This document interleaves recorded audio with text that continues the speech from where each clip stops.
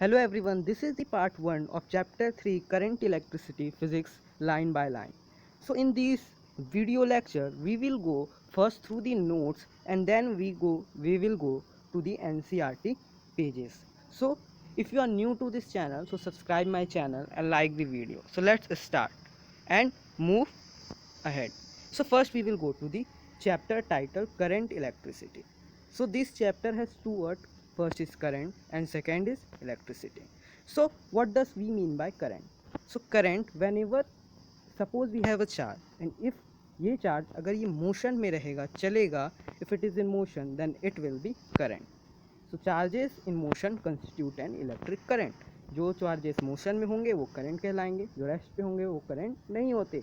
और इलेक्ट्रिसिटी हमें पता है, इलेक्ट्रिसिटी क्या है? एक चार्ज है, एक एनर्जी का सोर्स है जिससे हम किसी भी चीज़ को अप्लाइंसेस को रन कर सकते हैं. Okay, so now we move to the next point. The net amount of charge flowing across the area in the forward direction.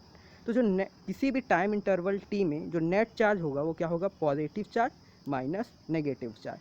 इसको हम ऐसे समझ सकते हैं, सपोज़ हमारे पास एक ब्लॉक है और हम इधर से लगाते हैं फोर्स 4 न्यूटन का और इधर से लगाएंगे फोर्स 2 न्यूटन का. तो जो नेट फोर्स होगा वो कितना होगा? 4 न्यूटन माइनस 2 न्यूटन, यही होगा. So similarly we can say जो नेट चार्ज होगा वो क्या होगा? Positive charge minus negative charge. Now what is the formula of this current? The formula of this current is charge upon time. Charge upon time. And note, this is for the steady current. Now what do we mean by steady current? So steady current we can understand by, suppose जब भी हम लोग parade देखते हैं तो suppose here is one row boys and here is second row boy. तो जब ये पहले रो का बॉयज़ आगे चलेगा तो इसी को फॉलो करके ये बॉय उसके पीछे चलता है. तो ये एक प्रॉपर मैनर में होता है. इफ़ ये आगे बढ़ेगा तो फिर पीछे वाला आगे. तो अगर कोई भी चीज़ अगर एक प्रॉपर मैनर में बढ़े, where there is no jumping, ये नहीं कि ये जो बॉय है ये इसके आगे आ जाए फिर ये पीछे हो जाए, नहीं. एक प्रॉपर मैनर में अगर कोई भी चीज़ चलता है तो उसे बोलते हैं स्टडी मोशन या फिर स्टडी. तो जब भी चार्ज स्टडी होगा तो उसका फॉर्मूला होगा चार्ज अपॉन टाइम. और इस चार्ज का इस करंट का जो ऐसा यूनिट होता है वो क्या होता है? एम्पियर. इसमें कोई प्रॉब्लम नहीं. तो करंट क्या हमेशा स्टडी रहता है? आंसर है नो, करंट हमेशा स्टडी नहीं रहता. So next see the next slide. So तो फॉर अनस्टडी करंट, अब मान लो कोई अनरैंडमली मूव कर रहा है, कैसे भी मूव कर रहा है, अनस्टडी है, तो उसके लिए जो इक्वेशन होता है उसको हम मॉडिफाई कर सकते हैं. I in time interval t will be delta q upon delta t. और जब ये डेल्टा टी बहुत छोटा होता है तो हम इसको लिमिट में ले सकते हैं और हम ये लिख सकते हैं D Q upon D T. ये तो हमें पता ही है जब कोई बहुत छोटी क्वांटिटी होती है. तो एम्पियर क्या है? ऐसा यूनिट है. एम्पियर को हम डिफाइन कर सकते हैं, ये मैग्नीट्यूड होता है, sorry it is the magnitude of current in domestic appliances. मतलब कितना करंट फ्लो हो रहा है, 5 एम्पियर 4 एम्पियर है ना. तो जो एवरेज लाइटनिंग जो बिजली कड़कती है उसमें कितने एम्पियर होते हैं? 10 से 1000 एम्पियर का करंट होता है. और जो हमारे नर्व्स हैं हाथ में उसमें बहुत small quantity which is micro ampere.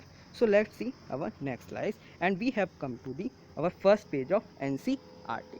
So in this first we will read about the introduction. So in chapter 1 all charges were free or bond were considered to be at rest. तो chapter 1 में हमने पढ़ा जितने भी charges थे वो सब rest में थे. और इस चैप्टर में पढ़ेंगे चार्जेस इन मोशन. अब जब यही चार्जेस मोशन में आ गए, ये आगे बढ़ने लगे, तो ये क्या करेंगे? इलेक्ट्रिक करंट को फील करेंगे. ठीक है, आगे पढ़ते हैं. तो सच करंट, तो ये करंट हमें नेचुरली भी मिल सकते हैं, जैसे बिजली कड़कती है उसमें. तो ये जो बिजली कड़कती है ये अनस्टडी मैनर में होती है, कैसे भी कड़क रही है. लेकिन हमें किसके बारे में पढ़ना है? स्टडी फ्लो के बारे में पढ़ना है इस चैप्टर में. ठीक है, तो flow of charges in lightning is not a study पढ़ चुका हमने. तो हमने बहुत सारे डिवाइसेस देखे हैं, जैसे कि कोई टॉर्च होता है ना, और बैटरीज होती हैं. जो बैटरीज होती हैं वो सब स्टडी मैनर को फॉलो करते हैं और उन्हीं के बारे में हमको कंसर्न करना, आगे पढ़ना है. तो ये जो पैराग्राफ है पूरा आपको नोट्स में मिल जाएगा. जो नेट इलेक्ट्रिक करंट है वो फॉर स्टडी करंट वो कितना होता है वो ये बताना चाह रहा है. ठीक है, किसी भी टाइम इंटरवल टी में. तो let's see the next slide. Okay, so हम लोगों ने फॉर्मूला पढ़ लिया करंट का नोट्स में, इसीलिए मैं आपको नोट्स पढ़ रहा हूँ ताकि आपको फास्ट हो जाए और जल्दी से समझ में भी आ जाए। ठीक है, अब आगे देखते हैं। तो जहाँ ये जो करंट है, अगर ये पॉजिटिव आया तो ये फॉरवर्ड डायरेक्शन में होगा, और वही अगर ये नेगेटिव हो जाता है तो कौन से डायरेक्शन में होगा, बैकवर्ड डायरेक्शन में।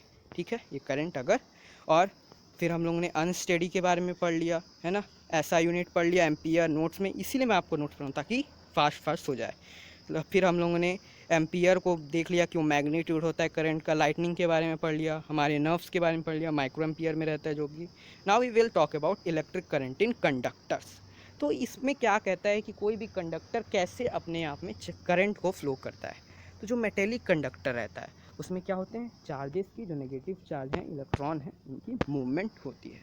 सेमी कंडक्टर में क्या होता है, इलेक्ट्रॉन से होते हैं पार्टली, मतलब थोड़े थोड़े, और पार्टली बाय होल्स।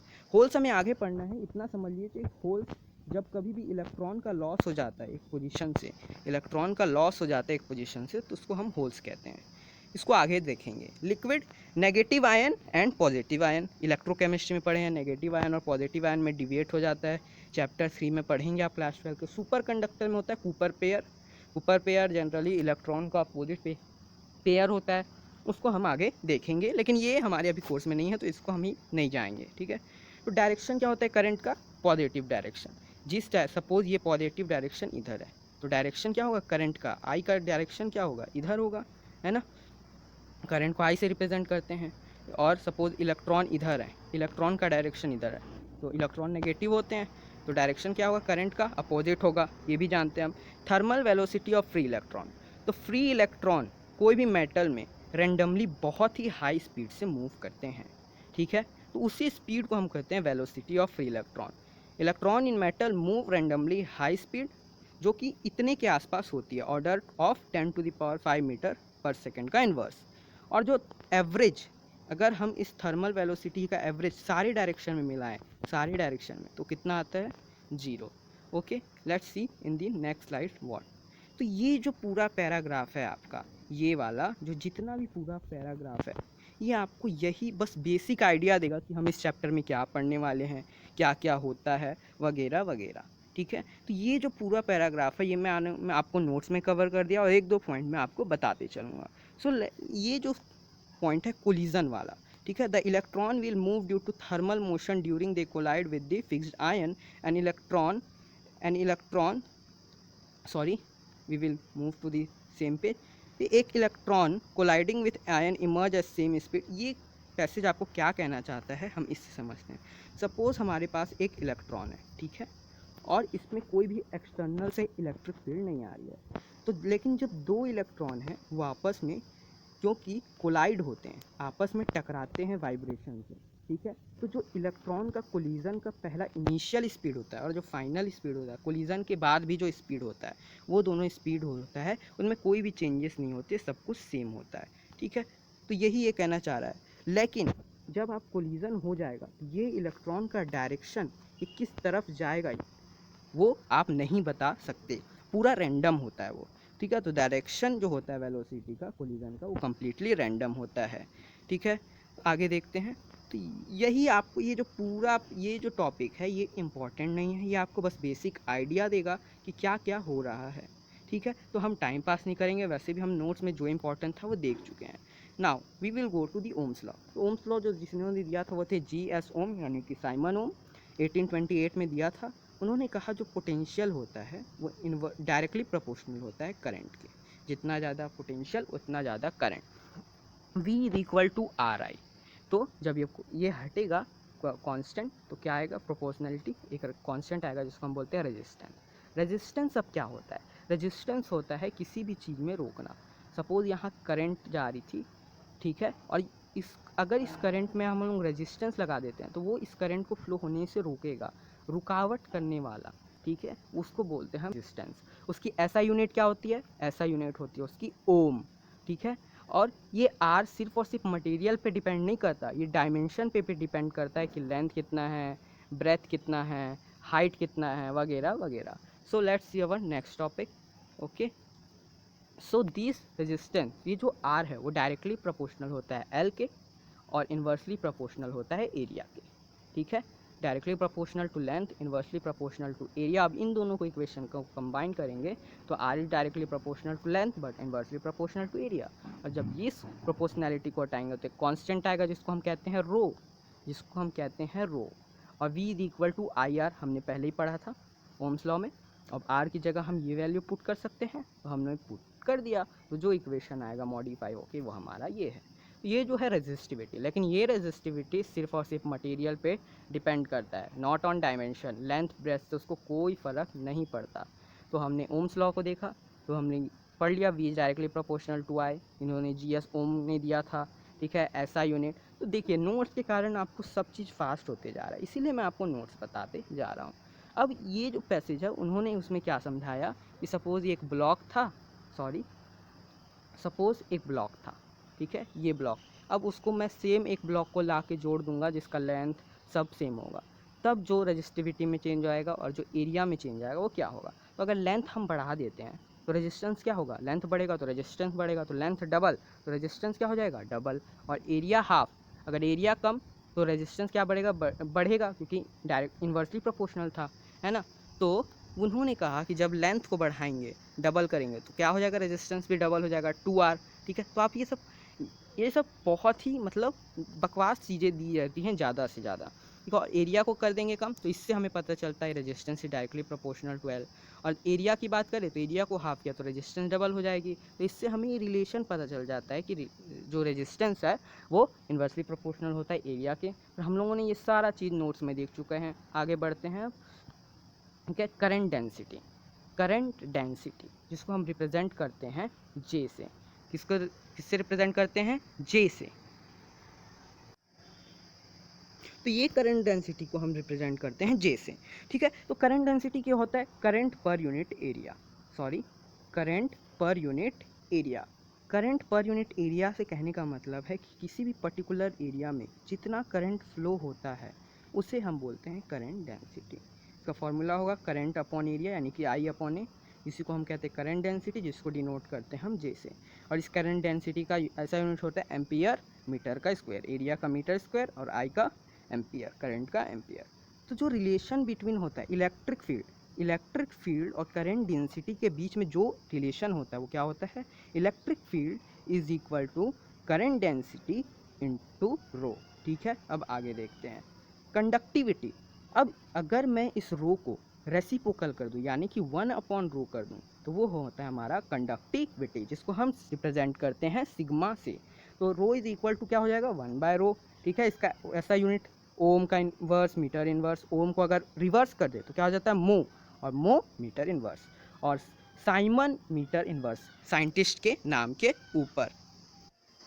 सो जो रिलेशन होता है करंट डेंसिटी का, जो रिलेशन होता है करंट डेंसिटी का, ठीक है, जे का, और जो सिग्मा का यानी कि इलेक्ट्रिकल कंडक्टिविटी का, वो होता है j is equal to current density is equal to sigma यानी कि कंडक्टिविटी इंटू इलेक्ट्रिक फील्ड, ठीक है। तो ये हम लोगों ने नोट्स देखा, अब इसका हम लोग एनसीईआरटी पढ़ते हैं, ठीक है। तो current per unit area, we will go to the next slide, okay. Current per unit area, जो करंट पर यूनिट एरिया होता है taken normal to the current, ठीक है।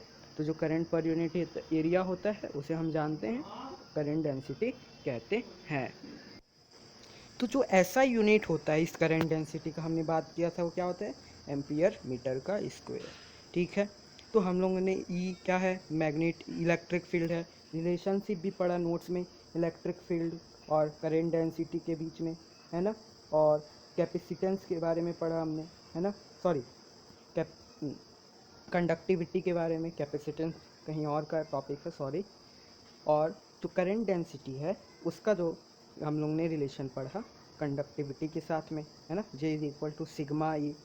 तो ये सब जो थे हम लोगों ने नोट्स में भी देखे और NCERT line by line cover भी किया, ठीक है। तो जो नेक्स्ट पार्ट है इसका पार्ट 2, अगर हमारा लिमिटेड लाइक्स और सब्सक्राइब बढ़े तो we will make part 2। So if you like this and what part 2, so go like and share and subscribe my channel. If you will not like, so it is very difficult for us to make